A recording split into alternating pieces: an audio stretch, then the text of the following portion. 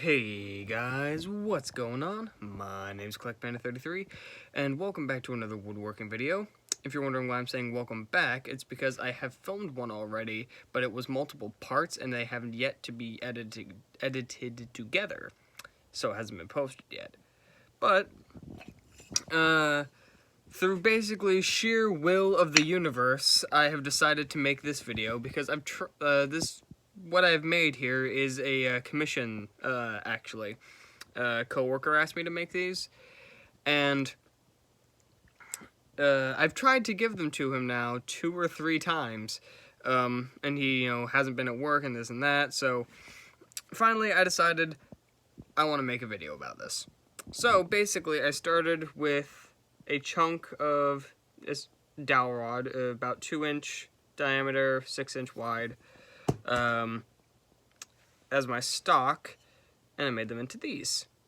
This one, obviously they're not identical because they're hand carved, but they're, pretty close. I'm kind of impressed with how close I was able to get these.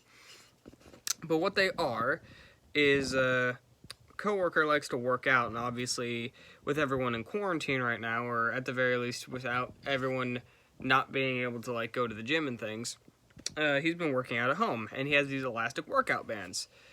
So what it is the band will rest in the groove in the top, and the lump on the bottom gives your hand something nice to rest into, so he can hold on to that while he works out. And it was a pretty fun project to work on, honestly. It's nothing like I've ever really done before. What I did was I bought an angle grinder and I think I've got it right here, a flap disc, which is basically just flaps or leaves of very gritty sandpaper. This one is a 40 grit, so very, very coarse. Excuse me. And I use that for the bulk of my material removal. Each one I'd say took about 3 hours to carve, which, excuse me, Jesus Christ, it really isn't bad, honestly. To turn it from this into this rough shape, not bad at all. So about 3 hours for each one, then probably another hour to carve the groove into the top. And for that, I just used the Dremel tool. I tried different bits, different tools, different, so many different things to try and carve out the groove on top. And honestly, what wound up working was just a drum sanding attachment for my Dremel tool, which I find kind of funny, just because it was such a simple solution of all the different things that I tried to get the groove out. And one thing I actually noticed that I'm proud of is holding them together like that. You can see it's touching on top and bottom there, which means that my tolerances are tight enough that it's actually contacting on both sides, whereas if it were particularly wider or shorter than the other one, it would only contact on one side. So for hand carving, I don't think that's that bad.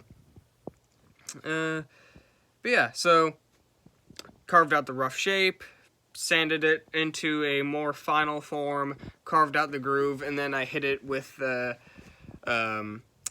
Adam Savage calls it the sandpaper ladder, which is a term I am quite fond of now.